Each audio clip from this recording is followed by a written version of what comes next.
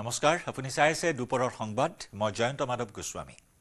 সুদীৰ্ঘ 9 মাহৰ উৎকণ্ঠাৰ অন্ত পেলাই মহাকাশৰ পৰা ধৰালৈ উভতিল সুনিতা উইলিয়ামছ আৰু বেৰী উইলমৰ ভাৰতীয় সময় অনুসৰি বুধবাৰে পুৱতি নিশা 3:27 ফ্লৰিডাৰ সাগৰ পৃষ্ঠত অৱতৰণ কৰে স্পেচ এক্সৰ মহাকাশ যানখনে সুনিতা উইলিয়ামছ আৰু বেৰী উইলমৰৰ লগতে একেখন যানতে অৱতৰণ কৰিলে নিক হেগ আৰু ৰাছিয়াৰ মহাকাশচাৰী আলেকজেণ্ডাৰ গৰ্ভুনভে আটলান্টিক মহাসাগৰৰ ফ্লৰিডাৰ উপকূলত নিৰাপদে অৱতৰণ কৰে মহাকাশচাৰীসকলে সমুদ্ৰ পৃষ্ঠত অৱতৰণৰ পিছতে ড্ৰেগন যানৰ পৰা সুস্থ অৱস্থাত উলিয়াই অনা হয় চাৰি মহাকাশচাৰীক আৰু তাৰ পাছতে মাৰ্কিন নৌসেনাৰ এখন জাহাজৰ সহায়ত লৈ অহা হয় চাৰি নভোচৰক ড্ৰেগন যানৰ দুৱাৰ খোলাৰ পিছতে প্ৰথমে ওলাই আহিল নিক হেগ ইয়াৰ পিছতে প্ৰায় 5 মিনিট অন্তত হাঁহি কেপচুলৰ পৰা ওলাই আহিল সুনিতা উইলিয়ামছ মাৰ্কিন নৌসেনাৰ জাহাজেৰে উদ্ধাৰ কৰা চাৰি মহাকাশচাৰীক লৈ যোৱা হয় হিউষ্টনৰ জনসন স্পেচ চেণ্টাৰলৈ বৰ্তমান হাস্পতালত মহাকাশচাৰী কেইগৰাকীৰ কৰা হৈছে স্বাস্থ্য পৰীক্ষা As you can see there on your screen, continuing to that Copy, was 600. That was a live view from our recovery vessel, Megan, which is stationed a couple miles away from the splashdown site. We can see the crew there using their restraints as resting places for their arms. They were just in space moments ago, so their arms were able to float freely. 400 meters. This is a gorgeous bluebird day here that we have for the splashdown of Crew 9. It's incredible to think that the Dragon capsule just minutes ago was going over 17,000 miles per hour and now gently coasting to a soft splashdown. 200. Copy, 200 meters. Brace for splashdown.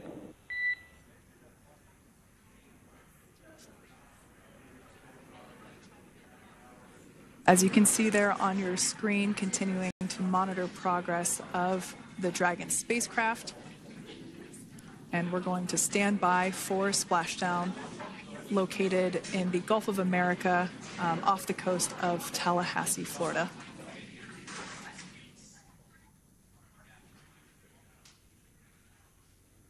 And splashdown, Crew 9 back on Earth.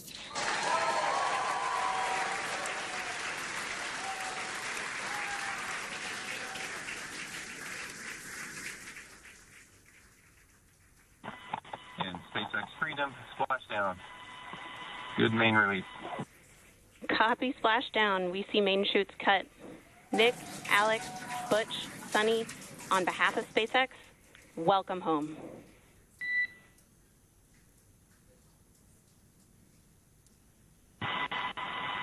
It is an amazing, what a ride. I see a capsule full of grins ear to ear.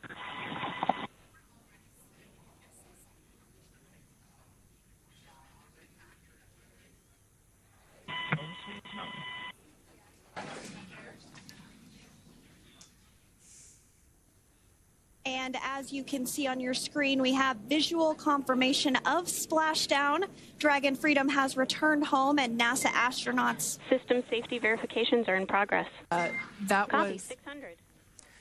Dragon কেপচুলৰ পৰা উলিয়াই অনাৰ সময়ত হাঁহি সম্ভাষণ জনালে মহাকাশচাৰী Sunita উইলিয়ামছে Sunita Williams dragon কেপচুলৰ পৰা ওলাই অহাৰ সেই বিশেষ মুহূৰ্ত উলিয়াই অনাৰ মুহূৰ্ত ওলাই আহিয়ে তেওঁ সম্ভাষণ জনালে হাঁহি উপস্থিত সকলোকে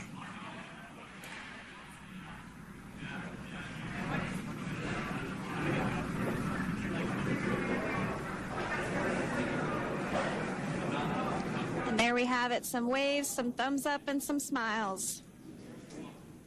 definitely মহাসাগৰত মহাকাশচাৰীক যেন আদৰণি জনালে ডলফিনে চাৰিটা পেৰাশুটৰ সহায়ত ফ্লৰিডাৰ উপকূলত ড্ৰেগন কেপচুল অৱতৰণ কৰাৰ সময়ত চৌপাশে ঘূৰি আছিল ডলফিনৰ এটা জাক যাৰ বাবে অবিস্মৰণীয় মুহূৰ্ত হৈ ৰল চাৰিগৰাকী মহাকাশচাৰীৰ উভতনি যাত্ৰা to the recovery vessel. Wow, we got a cute little pod of dolphins. It wasn't just one or two.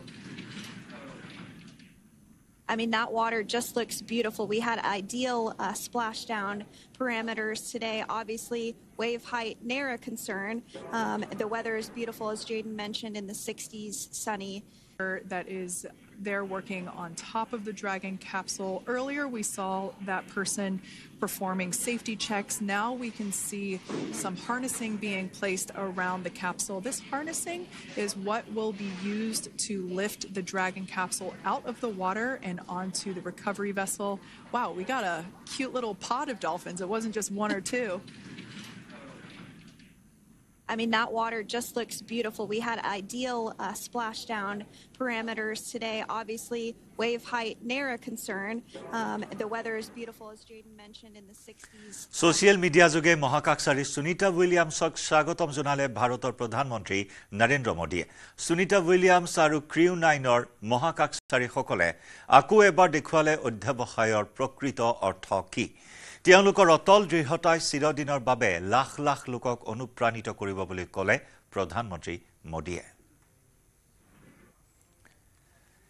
ইফালে নভোচৰ সুনিতা উইলিয়ামছে পৃথিৱীলৈ উভতি অহাৰ পিছতে গুজৰাটত পুৱতি নিশা উৎসৱমুখৰ পৰিৱেশ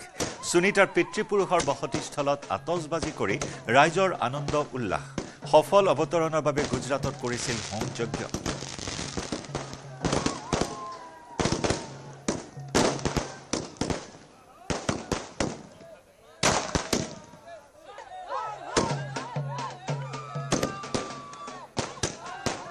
সুনিতা উইলিয়ামছৰ পৃথিৱীত সফল অৱতৰণৰ সময়তে উত্তৰ প্ৰদেশৰ এইগৰাকী শিল্পীয়ে এঙাৰেৰে অংকন কৰিলে নভোচৰ গৰাকীৰ প্ৰতিচ্ছবি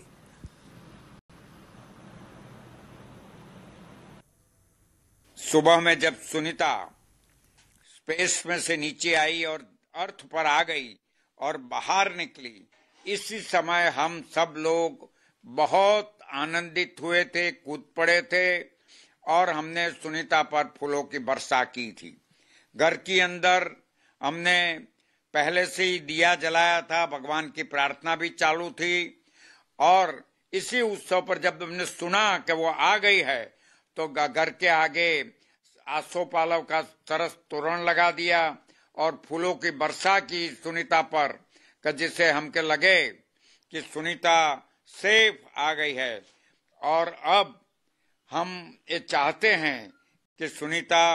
जल्द से जल्द अच्छी हो जाए और जल्द से जल्द वो भारत की यात्रा करे भारत के वड़ा प्रधान भी चाहते हैं मेरे ख्याल से वो भी हमारे कुटुंब पर बहुत प्रेम रखते हैं तो हम उनके भी आभारी हैं कि आज हम भी उनके आभारी हैं उनका इतना प्यार हमारा एक कुटुंब पर मिला है वो बड़ी बात है उन्हें चिट्ठी भी लिखकर सुनीता जी को बड़ा आश्वासन और टेका दिया है हम सब लोग उनका आभार मानते हैं প্ৰধানমন্ত্ৰী আৱাস যোজনাৰ হিতাধিকাৰীক পুঁজি প্ৰদান পিএমএৱাইৰ ঘৰ আবণ্টনৰ নামত প্ৰদান কৰা পুঁজিৰ প্ৰথমটো কিস্তি প্ৰদান কৰিলে হিতাধিকাৰীক মুখ্যমন্ত্ৰীৰ উপস্থিতিত পলাকবাৰীত অনুষ্ঠিত হৈছে পিএমএৱাইৰ পুঁজি বিতৰণৰ কেন্দ্ৰীয় কাৰ্যসূচী এই অনুষ্ঠানত উপস্থিত আছে হাজো আৰু পলাকবাৰীৰ হিতাধিকাৰী আজি ৰাজ্যৰ 3,80,000 পৰিয়ালে লাভ কৰিব প্ৰধানমন্ত্ৰী আৱাস যোজনাৰ প্ৰথমটো কিস্তি হিমাংশু বৈশ্য ডাঙৰীয়া অনুপ মেধি ডাঙৰীয়া অসম চৰকাৰৰ অতিৰিক্ত মুখ্য সচিব ডক্টৰ জেবি এক্কা ডাঙৰীয়া পঞ্চায়ত আৰু গ্ৰামোন্নয়ন বিভাগৰ আয়ুক্ত কীৰ্তি জলিলি ডাঙৰীয়ানী জিলাৰ আয়ুক্ত দেৱকুমাৰ মিশ্ৰ ডাঙৰীয়া প্ৰযুক্তিৰ মাধ্যমেৰে অসমৰ আটাইবোৰ সমষ্টিতে আজি আমাৰ সভাৰ লগত সংযোগ হৈ থকা অসমৰ সন্মানীয় মন্ত্ৰীসকল বিধায়কসকল আমাৰ অতিথিসকল আৰু সমগ্ৰ অসমতে এই সভা শুনি থকা শ্ৰদ্ধাৰ ৰাইজ আই মাতৃসকল আৰু যুৱক যুৱতী বন্ধু বান্ধৱীসকল প্ৰধানমন্ত্ৰী নৰেন্দ্ৰ মোদী ডাঙৰীয়া তৃতীয়বাৰৰ বাবে ভাৰতৰ প্ৰধানমন্ত্ৰী নিৰ্বাচিত হোৱাৰ পিছত তেখেতে ভাৰতবাসী ৰাইজক এটা প্ৰতিশ্ৰুতি দিছিলে নিৰ্বাচনৰ সময়ত যে মই যদি তৃতীয়বাৰৰ বাবে প্ৰধানমন্ত্ৰী হওঁ তেতিয়াহ'লে মই আৰু 5 কোটি ভাৰতবাসীক প্ৰধানমন্ত্ৰী আৱাস যোজনাৰ ঘৰ উপলব্ধ কৰোৱাম। প্ৰধানমন্ত্ৰী ডাঙৰীয়াক আপোনালোকে ভোট দিছিলে বা যোনে ভোট দিয়াও নাই, আজি প্ৰধানমন্ত্ৰী ডাঙৰীয়াই শাসনভাৰ লৈয়েই তেওঁ প্ৰথম মনত পেলাইছিলে যে নিৰ্বাচনৰ সময়ত মই কি কি প্ৰতিশ্ৰুতি দিছিলোঁ। তেওঁ প্ৰথম প্ৰতিশ্ৰুতি দিছিলে যে মই আৰু 5 কোটি মানুহক প্ৰধানমন্ত্ৰী আৱাস যোজনাৰ ঘৰ দিম, জ্যেষ্ঠজনক মই স্বাস্থ্যৰ বিনামূলীয়া সুবিধা প্ৰদান কৰিম, কৰ্মচাৰীসকলৰ বাবে ইউনিফাইড পেনশ্যন স্কিম আনিম। এই ধৰণে তেখেতে যিমান প্ৰতিশ্ৰুতি দিছিলে এই গোটেইবোৰ প্ৰতিশ্ৰুতিয়ে তেওঁ বাস্তৱত ৰূপায়ণ কৰাৰ বাবে আজি কামত আগবাঢ়িছে। আমাৰ অসমত আমি বহুতবিলাক প্ৰধানমন্ত্ৰী আৱাস যোজনাৰ ঘৰ ইতিমধ্যে আমি নিৰ্মাণ কৰিছোঁ। আমাৰ ৰাজ্যখনত এতিয়ালৈকে 20 লাখতকৈও অধিক লোকে পকী গৃহ লাভ কৰিবলৈ সক্ষম হৈছে। আৰু মোৰ মনত আছে যে নিৰ্বাচনৰ আগত মাৰ্চ মাহত যোৰহাট জিলাৰ মেলেং মেটেলিত পথাৰত আমি এখন সভা আহ্বান কৰিছিলোঁ। আজি যেনেকৈ আমি 3,88,000 লোকক প্ৰথম কিস্তিৰ ধন দিম, সিদিনাখন আমি একেলগে 5,55,555 গৰাকী হিতাধিকাৰীৰ হাতত আমি ঘৰৰ চাবি তুলি দিছিলোঁ। তাৰ আগতেও যাৰ ভূমি নাছিলে তেওঁলোকক এটা ক্লাষ্টাৰলৈকে আনি আমি নাহৰকটীয়াত 113 ঘৰ মানুহক একেলগে সমজুৱাভাৱে এটা আমি আৱাস যোজনাৰ কলনী নিৰ্মাণ কৰি দিছিলোঁ। তাৰ আগতে ছেপ্টেম্বৰ মাহত আমি 1,71,593 গৰাকীক আৰু যোৱা বছৰৰ 9 জানুৱাৰীত আমি প্ৰধানমন্ত্ৰী আৱাস যোজনাৰ 50,000 লোকৰ গৃহ প্ৰৱেশ অনুষ্ঠান আৰম্ভ কৰিছিলোঁ। মই যদি আপোনালোকক অলপ বুজাব খোজো, বহুতৰ যেতিয়া নিজৰ ঘৰৰ নামটো নাহে তেতিয়া মানুহজনৰ খং উঠে যে মোৰ ঘৰটো মই কিয় নাপালো। আমি এটা কথা সকলোৱে বুজি পাব লাগিব যে এবাৰতে প্ৰধানমন্ত্ৰী ডাঙৰীয়াই সকলোকে যদি ঘৰ দিও দিয়ে, আমাৰ বজাৰত চিমেণ্টৰ নাটনি হ'ব, ইটাৰ নাটনি হ'ব, শিলৰ নাটনি হ'ব। আৰু এক বেগ চিমেণ্টত যদি 300 টকা আৰু একেলগে যদি ভাৰতবৰ্ষৰ 5 কোটি মানুহক প্ৰধানমন্ত্ৰী ডাঙৰীয়াই প্ৰথম কিস্তি দি দিয়ে, সকলোৱে যেতিয়া চিমেণ্ট ইটাৰ দোকানলৈকে যাব তেতিয়ালে যি ইটাৰ দাম যদি 3,000 টকা, ইটা বেপাৰীয়ে 6,000 টকা বিচাৰিব, চিমেণ্ট 500 টকা বিচাৰিব। কাৰণ বস্তুৰ যেতিয়া নাটনি হয় তেতিয়া মূল্য বৃদ্ধি হয়। সেইবাবে আমি পৰিকল্পনা কৰি যে এই বছৰ 5 লাখ মানুহক ঘৰ দিম, অহা বছৰ 5 লাখ মানুহক ঘৰ দিম, পিছৰ বছৰ 5 লাখ মানুহক ঘৰ দিম, যাতে ইটা ভাটাৰ মালিকে ক'ব নোৱাৰে যে মোৰতো ইটাই নাই। যাতে যেতিয়া আমাৰ গাঁৱত আপোনালোকে চাব 10 জন মানুহে যেতিয়া একেলগে ঘৰ বনাব খোজে, শ্ৰমিকৰো মূল্য বৃদ্ধি পায়, ইটাৰ দামো বাঢ়ে, শিলৰ দামো বাঢ়ে, চিমেণ্টৰ দামো বাঢ়ে, ৰং লোৱা মিস্ত্ৰীৰ দামো বাঢ়ে। কিন্তু যদি নিয়মিতভাৱে আমি এটা সামঞ্জস্য ৰাখি যদি ঘৰ দি থাকো তেতিয়া বস্তুৰ দাম নাবাঢ়ে আৰু প্ৰধানমন্ত্ৰী ডাঙৰীয়াই দিয়া টকাখিনি দি আমি ঘৰ নিৰ্মাণ কৰিব পাৰোঁ। যেতিয়া আমাৰ চৰকাৰ আহিলে প্ৰথম আৰু দ্বিতীয় জিঅ' টেগিং কৰি 2011 চনৰ আৰ্থ সামাজিক সমীক্ষা আৰু 2018 চনৰ জিঅ' টেগিং কৰি আমি 26,11,793 গৰাকী হিতাধিকাৰীক আমি নিৰ্বাচিত কৰিছিলোঁ। তাৰ পিছত প্ৰত্যেক বছৰে আমি 3 লাখ 4 লাখ কৰি মানুহক ঘৰ দি গলো আৰু প্ৰধানমন্ত্ৰী ডাঙৰীয়াৰ এই 10 বছৰৰ শাসনকালত বৰ্তমানলৈকে অসমত 20,46,553 গৰাকী ব্যক্তিয়ে প্ৰধানমন্ত্ৰী আৱাস যোজনাৰ ঘৰ লাভ কৰিবলৈ সক্ষম হ'ল। তাৰ মানে প্ৰত্যেক বছৰত আমি 2 পৰা 3 লাখকৈ ঘৰ দি যাওঁ। যেতিয়া ঘৰটো নাহে তেতিয়া মানুহে ভাবে যে মোৰ নামটো কাটি দিলে। আমাৰ নামটো কোনেও কাটি নিদিয়ে। আমি এটা নিয়ম কৰো যে প্ৰথমতে শিডিউল ট্ৰাইব মানুহক দিওঁ, শিডিউল কাষ্ট মানুহক দিওঁ, দিব্যাংগজনক দিওঁ, কিন্তু পোৱাটো এই 26 লাখ গোটেই পাব। যেনেকে আজি আমি ইয়াতে গোটেই অসমতে আজি দিনটোত আমি 3,80,000 মানুহক বা পৰিয়ালক 3,88,000 পৰিয়ালক আজি আমি ঘৰ ল'বলৈ মাতিছো। কিন্তু যোৱাবাৰ যেতিয়া আপোনালোকৰ নাম অহা নাছিল আপোনালোকৰ সবৰে খং উঠিছিল যে মোৰ নামটো কাটি দিলে কোনবাই। উঠিছিল নে নাই খং?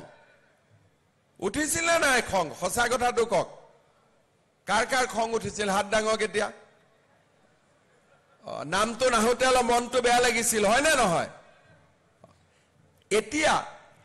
আজি যে আপোনালোকক আমি ঘৰ ল'ব মাতিছো, এই ঘৰ ল'ব মাতোতে 20,46,000 লগত 3,80,000 মানুহৰ নাম যোগ হ'ল। কিন্তু আৰু 3,80,000 মানুহক আজি আমি মতা নাই। এটা তেওঁলোকৰো খং উঠি থাকিব যে আমাৰ নামটো কোনবাই কাটি দিলে, কিন্তু কোনেও কাটি দিয়া নাই। একেলগে আমি 6 লাখ মানুহক এই কাৰণে ঘৰ দিয়া নাই, তেতিয়ালে বজাৰত যিমান ইটাৰ দাম বাঢ়িব, সিমেন্টৰ দাম বাঢ়িব, আমি কোনেও ঘৰ বনাব নোৱাৰিম। সেই কাৰণে আজি আমি আপোনালোকক 3,80,000 মানুহক মাতি ঘৰ দিছো আৰু অহা বছৰ অৰ্থাৎ চৰকাৰৰ বছৰটো 25-26 হিচাপত নহয়, 31 মাৰ্চতহে আমাৰ বছৰটো শেষ হয়। তাৰ মানে এপ্ৰিলৰ পিছত আৰু ছেপ্টেম্বৰ মাহৰ ভিতৰত বা অক্টোবৰ মাহৰ ভিতৰত আমি অসমত এনেকৈ আজি যিবিলাকে আমাক বেয়া পাই আছে নমতাৰ কাৰণে তেনেকুৱা 3,80,000 মানুহক মাতি আনি আমি আকৌ ঘৰ দিম। আৰু তেতিয়া আমাৰ অসমত ঘৰ পোৱা মানুহৰ সংখ্যা হ'ব 26,11,793টা। কিন্তু এই দুইটা, এই বছৰ 3,80,000 ঘৰ দিলো, অহা বছৰ 3,80,000 ঘৰ দিলো, কিন্তু তাৰ পিছতো আমাৰ অসমত আৰু 10-12 লাখ পৰিয়াল থাকি যাব যোনে ঘৰ পাব পৰা নাই। তেওঁলোকে মনত ভাবি আছে যে আমাৰ নামটো দেখোন লিষ্টতো নাই, গতিকে আমাকতো তেওঁলোকে চৰকাৰেতো আমাক ঘৰ নিদিব। কিন্তু প্ৰধানমন্ত্ৰী ডাঙৰীয়াই মোক কৈছে যে অসমৰ প্ৰতিগৰাকী দুখীয়া পৰিয়ালক তেওঁ একোটাকৈ ঘৰ দিবই, আৰু এইটোৱে হৈছে তেওঁৰ প্ৰতিশ্ৰুতি। এতিয়া আজি আপোনালোকে ঘৰ পালে, অলপ পিছতে গধূলিৰ ভিতৰত 2 লাখ মানুহৰ একাউণ্টত প্ৰথম কিস্তিৰ 37,000 টকা, 37,000 কিমান? 500, 37,500 টকা জমা হ'ব। আৰু 1,80,000 বেংকে একেদিনাই কৰিব দিগদাৰি পাইছে। অহা কালি বা পৰহিৰ ভিতৰত আপোনালোকৰ বাকীখিনিৰো টকাটো জমা হ'ব। আৰু তাৰ পিছত আপোনালোকক আজি আমি যেনেকে লিখি দিছো প্ৰথম কিস্তি দ্বিতীয় কিস্তি তৃতীয় কিস্তি কেনেকে পাব তাৰ বিষয়েও আপোনালোকক আমি অৱগত কৰিছো যে এই ধৰণে আপোনালোকে কামবোৰ কৰি গৈ থাকিলে আপোনালোকে ঘৰ সম্পূৰ্ণ নোহোৱাকৈ আপোনালোকে এই ধৰণে আমাৰ পৰা টকা পাই থাকিব এতিয়া মই আহিব খুজিছো যে এই 26 লাখৰ ভিতৰত যাৰ নাম নাই তেওঁলোকে কেতিয়াও ঘৰ নাপাব নেকি এতিয়া মই আপোনালোকক এটাই কথা ক'ব খুজিছো যে আমি সকলোকে ঘৰ দিব বিচাৰো কেনেকে ঘৰ দিম যোৱা পৰহি দিনাখনৰ পৰা আমি গাঁৱে গাঁৱে গৈ আৰু এবাৰ জিঅ' টেগিঙৰ ব্যৱস্থা কৰিছো এইবাৰ এই জিঅ' টেগিঙৰ ব্যৱস্থাটো আমি অলপ বেলেগ কৰি কৰিছো যাতে কোনেও জিঅ' টেগিঙৰ নামত আপোনালোকৰ পৰা 10,000 15,000 টকা ল'ব নোৱাৰে কোনেও যাতে ঘৰৰ নামত টকা পইচা ল'ব নোৱাৰে এতিয়া মই আমাৰ একা ডাঙৰীয়াক মই জনাম টকা লোৱাৰ কথা কওঁতে সবে হাত চাপৰি মাৰি দিয়ে তাৰ মানে কোনবাই ঘৰৰ নামত টকা বিচাৰে হয় নে নহয় বিচাৰে নে নাই এইটোৱে হৈছে আটাইতকৈ ডাঙৰ কথা আপোনালোকক এইবাৰ আমি এটা WhatsApp নম্বৰ দিম আৰু যোন বেটাই আপোনালোকৰ পৰা টকা বিচাৰিব তাৰে নাম WhatsAppত আপোনালোকে পঠাই দিব হ'বনে আৰু বাকি তাক কি কৰিব লাগে তাৰ ব্যৱস্থাটো মই কৰিম হ'ব গতিকে আপোনালোকে প্ৰথম কিস্তিটো তাক টকা নিদিব দ্বিতীয় কিস্তিটো টকা নিদিব তৃতীয় কিস্তিটো টকা নিদিব দিব নেকি আকৌ টকা কাকো টকা নিদিব হ'ব নে দিয়াৰ মন আছে নেকি কেইগৰাকী মান মনে মনে আছে দিয়ে যদি মুকে দিয়ক আৰু যদি দিব মন আছে দিবৰ মন আছে না নাই যদি দিবৰ মন নাই তেতিয়ালে কাকো নিদিব আৰু কোনবাই পইচা খুজিলে WhatsApp নম্বৰটোত আপোনালোকে কমপ্লেইন পঠাই দিব যে মোৰ পৰা অমুকে টকা খুজিছে আমি তাৰ ওপৰত ব্যৱস্থা লম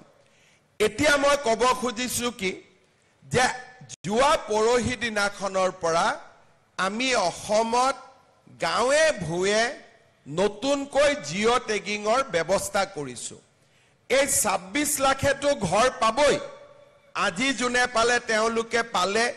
সেপ্টেম্বৰ মাহৰ আগতে আমি আৰু 3,80,000 মানুহক ঘৰ দিম যাতে 26,11,793টা ঘৰ সম্পূৰ্ণ হৈ যায় কিন্তু আৰু 10-12 লাখ মানুহে আমাৰ মতে ঘৰ পাব লাগে কেনেকে পাব তেওঁলোকে এইবাৰ আমি নিয়ম কৰিছো কি যে আমাৰ বিভাগৰ কৰ্মচাৰীসকল গাঁৱলৈকে নাযায় গাঁৱত কোন যাব আমাৰ জীৱিকা সখী বাইদেউসকলক এইবাৰ আমি ট্ৰেইনিং কৰি দিছো যে আপোনালোকে কাখৰ গাঁওখনত নিজৰ গাঁওখনত নহয় কাখৰ গাঁওখনত গৈ ঘৰ নোহোৱা মানুহৰ ফৰ্ম ফিল আপ কৰক আৰু ঘৰটোৰ ফটো তোলক এই কামত জীৱিকা সখী বাইদেউসকলৰ লগতে গাঁৱৰ যদি কোনোবা আৰু লোকে কয় যে ময়ো সহায় কৰি দিম দুখীয়া মানুহখিনি দেখুৱাত আমাৰ বিধায়কসকলেও যদি কয় যে মোৰো মানুহ এজন লগত দি দিম কোনো আপত্তি নাই কাৰণ প্ৰত্যেকজন দুখীয়া মানুহৰ ফটো উঠক আমাৰ কি আপত্তি মোদী ডাঙৰীয়াই পইচা দিব আমাৰ লওঁতে কি আপত্তি আছে আমাৰ লওঁতেতো কোনো আপত্তি নাই খালি যোগ্যজনে পাব লাগে অযোগ্যজনে পাব নালাগে প্ৰথমতে জীৱিকা সখী বাইদেৱে আপোনালোকৰ গাঁৱলৈকে গৈ ফটো উঠাব আৰু ফৰ্ম ফিল আপ কৰিব তাৰ পিছত এখন আমি গাঁও সভা পাতিম গাঁও সভাখনত গাঁৱৰ মানুহে বহি সিদ্ধান্ত ল'ব যে এওঁৰ ঘৰটো পাকা গতিকে এওঁৰ ঘৰৰ নামটো যদি আমি দি দিওঁ পিছত আমাৰ গাঁওখনৰ নামটো বদনামী হ'ব গতিকে সঁচা দুখীয়া দৰিদ্ৰ মানুহখিনিৰ নাম গাঁও সভাই নিৰ্ধাৰণ কৰি দিব প্ৰথমতে জীৱিকা সখী বাইদেউসকলে ফটো তুলিব আৰু ফৰ্ম ফিল আপ কৰিব তাৰ পিছত এইখিনি গাঁও সভালৈকে যাব গাঁও সভাত যদি কোনোবা দুখীয়া মানুহৰ নাম কাটি দিয়ে আমি ব্লক পৰ্যায়ত এখন কমিটি গঠন কৰি দিম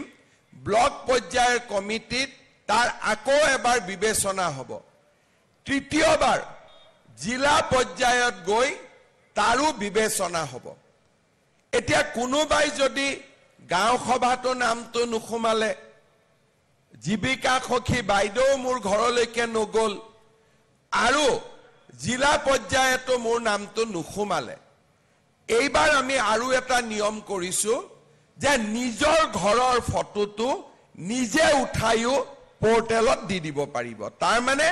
আমি কোনো মানুহৰ আমাক সহায় নালাগে যদি মই ভাবো যে মোক অন্যায় কৰা হৈছে মোৰ ঘৰৰ ফটোটো তুলি মই নিজে আপলোড বা পোৰ্টেলত উঠাই দিব পাৰো তাৰো কোনটো পোৰ্টেলত আমি কেনেকৈ উঠাই দিব পাৰো তাৰ বিষয়েও চৰকাৰে বাতৰি কাকত আৰু টিভিত বিজ্ঞাপনৰ ব্যৱস্থা কৰিছে প্ৰথমতে জীৱিকা সখী বাইদেউসকলে এছেছমেন্ট কৰিব তাৰ পিছত আমি আৰু 10 দিন সময় দিম যত নেকি নিজে নিজৰ ফটো তুলিব পাৰে এতিয়া নিজৰ ফটো তুলুতেতো নিজে টকা ল'ব নোৱাৰে গতিকে এইবাৰ আমি ব্যৱস্থা কৰিছো যে সেলফ লোডিং তাৰমানে মোৰ ঘৰৰ ফটোটো মই তুলি মই পোৰ্টেলত তুলি দিম গতিকে তেতিয়াতো কোনো পইচা ল'ব নোৱাৰে কোনোবা দুখীয়া মানুহৰ ঘৰত যদি জীৱিকা সখী বাইদেউ যোৱা নাই ফৰ্মখন ফিলআপ কৰা নাই তেতিয়াহলে গাঁৱৰ যিকোনো সংঘৰ ল'ৰা এজনে যিকোনো আমাৰ ডেকা ল'ৰা এজনে দুখীয়া মানুহৰ ঘৰটোৰ ফটো তুলি ফটোটো আপলোড কৰি দিব পাৰিব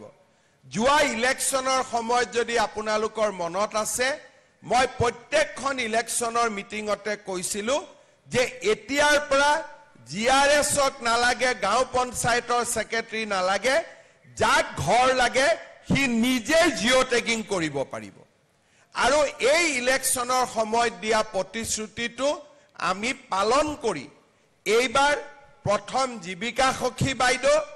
আৰু দ্বিতীয়তে জীৱিকা সখী বাইদেউ যদি আমাৰ ঘৰলৈকে না যায় নিজৰ সেলফ নিজৰ ফটো নিজে তুলি আমি এই ফটোটো পোৰ্টেলত দিব পাৰিম ইয়াৰ পিছত পোৰ্টেলত যেতিয়া আপোনালোকে ফটো দিব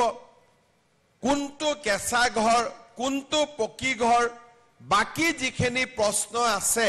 যে কৃষি মাটি কিমান সৰকাৰী কৰ্মচাৰী ঘৰত আছে নেকি এই গুটেই প্ৰশ্নবিলাকৰ লগত মিলাই আমি জিলাত এখন হিতাধিকাৰী তালিকা নিৰ্বাচন কৰিম আৰু লাষ্টত একেবাৰে শেষত আমাৰ চৰকাৰৰ কৰ্মচাৰীসকলে গৈ আপোনালোকৰ ঘৰটোৰ ফাইনেলি জি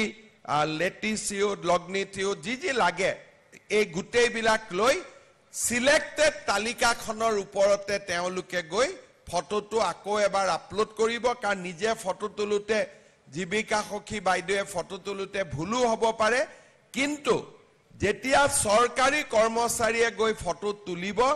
তাত আৰু টকা পইচা দিবলগীয়া একো নাথাকিব কাৰণ সেইখনে হ'ল সিলেক্ট লিষ্ট অৰ্থাৎ ফাইনেল লিষ্টখনৰ ওপৰতহে তেওঁলোকে গৈ ফটো তুলিব গাঁও সভা তাৰ আগতেই হৈ যাব ব্লক তাৰ আগতেই হৈ যাব জিলা তাৰ আগতেই হৈ যাব আপোনালোকে গমেই পাব যে মোৰ নামটো সিলেকশন হৈ গল তাৰ পিছত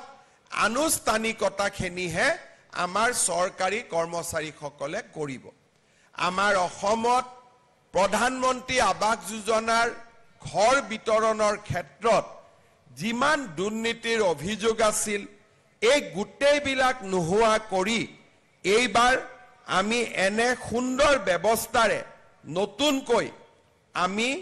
নোপোৱা মানুহখিনিৰো ঘৰ আমি বিতৰণ কৰাৰ বাবে বা ঘৰৰ তালিকা আমি সিলেক্ট কৰাৰ বাবে সিদ্ধান্ত গ্ৰহণ কৰিছো অৰ্থাৎ মই তিনটা কথা আপোনালোকক কৈছো আজি যিসকলে সভাত আহিছে তেওঁলোকে প্ৰথম কিস্তিৰ ধন আজি কালি পৰহিৰ ভিতৰত তেওঁলোকে বেংকৰ একাউণ্টত পাব দ্বিতীয় যাৰ নাম লিষ্টত আছে কোনবাই কৈছে মোৰ নামটো কাটি দিলে কাৰো নাম কোনেও কাটি দিয়া নাই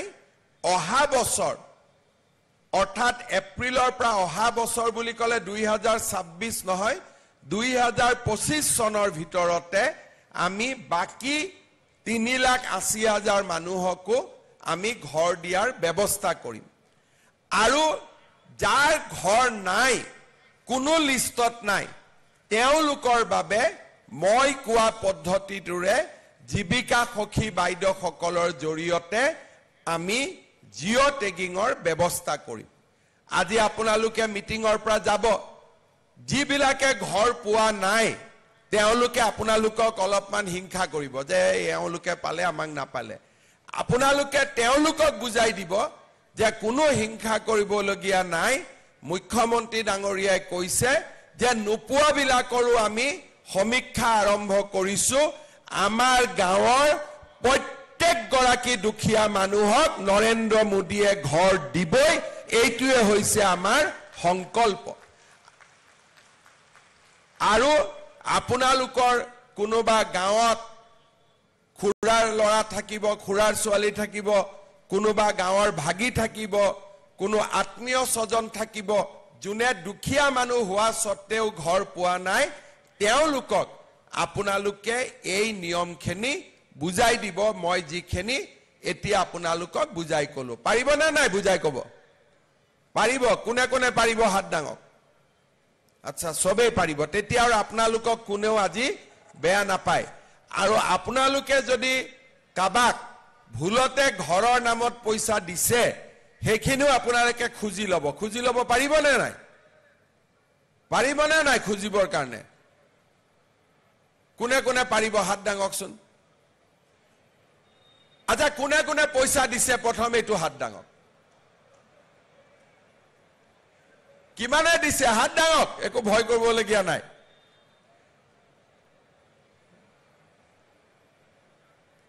ঠিক আছে যি কেইগৰাকীয়ে হাত ডাঙিছে তেওঁলোকেও যাক পইচা দিছে খুজি ল'ব আৰু যোনে হাত ডাঙা নাই তেওঁলোকেও যাক আজি আপোনালোকে যদি কাবাক পইচা দিছে আপোনালোকে পইচা ঘূৰাই ল'ব কাৰণ এই টকা আমাক মোদীয়ে দিছে এই টকা কোনেও আমাক দালালে দিয়া নাই দালালক আমি টকা নিদিও আমি মাত্ৰ নৰেন্দ্ৰ মোদী ডাঙৰীয়াক ঘৰ দিয়াৰ কাৰণে আশীৰ্বাদ কৰিম হ'ব কৰিম না নহয় আশীৰ্বাদ আৰু আশীৰ্বাদটো মুখেদি নকৰে আশীৰ্বাদটো পদুম চিনত ভোট দি কৰে হেতু বুজি পায় নে নাপায় আশীৰ্বাদটো মুখেদি কৰিলে নহব ইলেকশনত ভাল আশীৰ্বাদ কৰিব লাগিব তেতিয়াহে মোদী ডাঙৰীয়াৰ গাত লাগিব আশীৰ্বাদটো নহলে বাহিৰৰ পৰা আশীৰ্বাদ দি থাকিলেতো গাত না লাগিব যেতিয়া মোদী ডাঙৰীয়াক আমি সকলোৱে মিলি বাৰে বাৰে জিকাই থাকিম তেতিয়াহে আমাৰ আশীৰ্বাদটো গাত লাগিব আজি আৰু এটা মই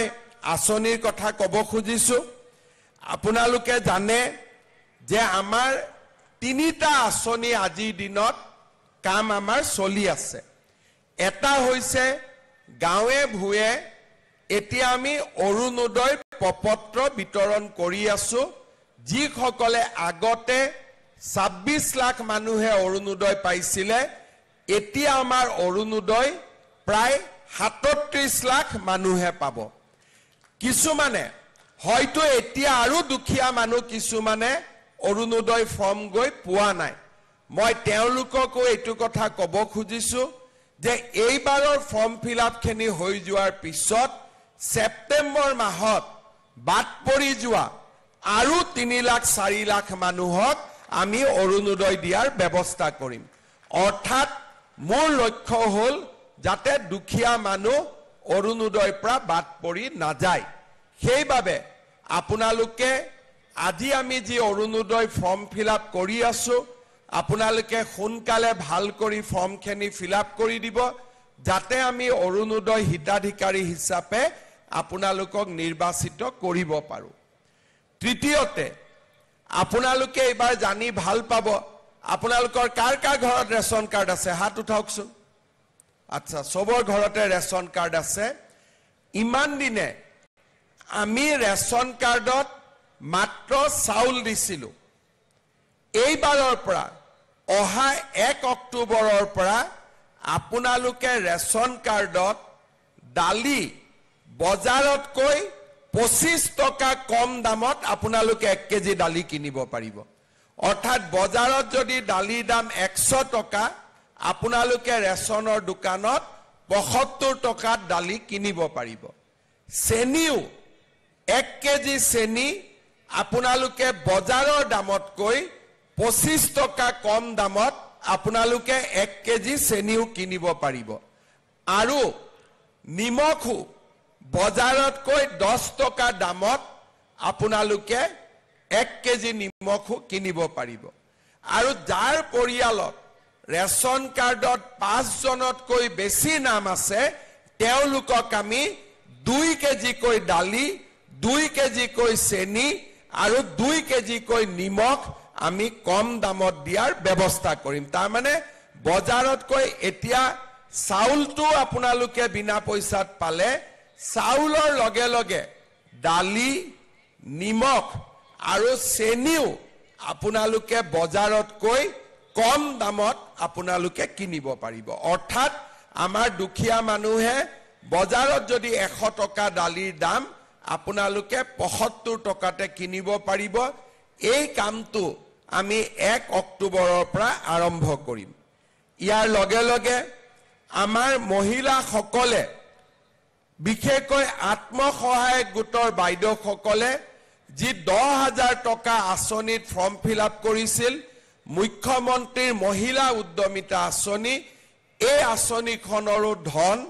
আমি 1 এপ্ৰিল আজিৰ পৰা 12 দিন পিছৰ পৰা আমি বিলোৱা আৰম্ভ কৰিম 1 এপ্ৰিলত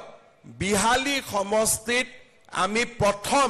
10,000 টকাটো দিয়া আৰম্ভ কৰিম তাৰ পিছত এটা এটাকৈ 126টা সমষ্টিতে আমি এই ধন বিতৰণৰ কাম আমি হাতত লম আৰু যিসকল মহিলাই এই 10,000 টকাটো পোৱাৰ বাবে নিৰ্বাচিত হৈছে তেওঁলোকৰো নাম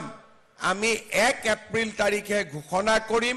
ফোন যোগে আপোনালোকক আমি জনাই দিম যে বাইদেউ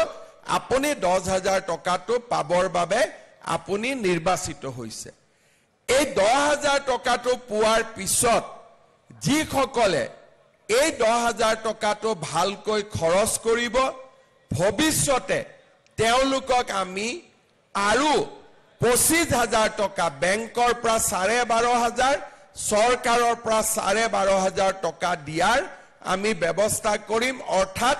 2026 চনত আমি আৰু 25,000 টকা দিয়াৰ ব্যৱস্থা কৰিম খালি শৰ্ত এটাই প্ৰথম 10,000টো আমি কিবা এটা ব্যৱসায়ীৰ নামত তাঁতশালতে কৰিলো মুৰ্গী পুহিলো গাহৰি পুহিলো প্ৰথম 10,000 টকাটো আমি ভাল কামত ব্যৱহাৰ কৰিব লাগিব শ্ৰদ্ধাৰ ৰাইজ আজি আপোনালোকে চিন্তা কৰক আমি বিনামূলীয়াকৈ প্ৰধানমন্ত্ৰী ডাঙৰীয়াই আমাক ঘৰ দিছে বিনামূলীয়াকৈ আমাক চাউল দিছে আমাৰ পৰিয়ালে 1250 টকা অৰুণোদয় আঁচনি লাভ কৰিছে এতিয়া দালিৰ দামো কমিব নিমখৰ দামো কমিব আমাৰ চেনিৰ দামো কমিব আৰু আমি মহিলা উদ্যমিতা হিচাপেও 10,000 টকাকৈ আমি লাভ কৰাটো আৰম্ভ কৰিম ইমান দুখীয়া দৰিদ্ৰ মানুহৰ কাৰণে আমাৰ ৰাজ্যত কোনেও আগতে এনেকে চৰকাৰী আঁচনি হাতত লোৱা নাছিল এই প্ৰথম বিজেপি আৰু মিত্ৰ দল সকলে লগ লাগি চৰকাৰ গঠন কৰাৰ পিছত এনেকৈ আমি নতুন নতুন আঁচনিৰে দুখীয়া মানুহখিনিক সহায় কৰাৰ বাবে চেষ্টা কৰিছো আপোনালোকে আমাক আশীৰ্বাদ দিব আশীৰ্বাদ মানে কি মই আপোনালোকক আগতে বুজাই দিছো যাতে আমি আগলৈ গৈ ইয়াতকৈও বেছি কাম আপোনালোকৰ কাৰণে কৰিব পাৰো আৰু আপোনালোকক আগবঢ়াই লৈ যাব পাৰো আজি আমাৰ এই সভালৈ পলাকবাৰী সমষ্টিৰ পৰা ৰাইজ আহিছে হাজো শুৱালকুছিৰ পৰা ৰাইজ আহিছে আমাৰ বকো সমষ্টিৰ ৰাইজ আহিছে আৰু কামৰূপ জিলাৰ বিভিন্ন সমষ্টিৰ ৰাইজ আজিৰ সভালৈ আহিছে ঠিক সেই ধৰণে আমাৰ অসমৰ প্ৰতিখন জিলা সমজিলা আৰু আমাৰ সমষ্টি ভিত্তিক সভা অনুষ্ঠিত হৈছে আৰু ৰাইজে এই সভাত আমাৰ ভাষণ যাতে শুনিব পাৰে তাৰ বাবেও চৰকাৰে ব্যৱস্থা কৰিছে মই যিহেতু একে সময়তে সকলো সমষ্টিতে যাব নোৱাৰো তাৰ বাবে মই চৰকাৰৰ আঁচনিখিনিৰ বিষয়ে আপোনালোকক পলাশবাৰীৰ পৰাই আপোনালোকক অৱগত কৰিলো নিকা স্বচ্ছ নিযুক্তি নিকা স্বচ্ছ আঁচনি এই গোটেইবিলাকৰ জৰিয়তে আমি অসমত এটা নতুন পৰিৱেশ নিৰ্মাণৰ বাবে দেহে কেহে কাম কৰিছো আপোনালোকে আশীৰ্বাদ দিব আপোনালোকৰ আশীৰ্বাদত আমি যাতে ইয়াতকৈ বেছি কাম আপোনালোকৰ কাৰণে কৰিব পাৰো বহুত বহুত ধন্যবাদ জয় হিন্দ বন্দে মাতৰম দুপৰৰ সংবাদত আমি খবৰৰ ধাৰা অব্যাহত ৰাখিম সময় হৈছে এটা চমু বাণিজ্যিক বিৰতি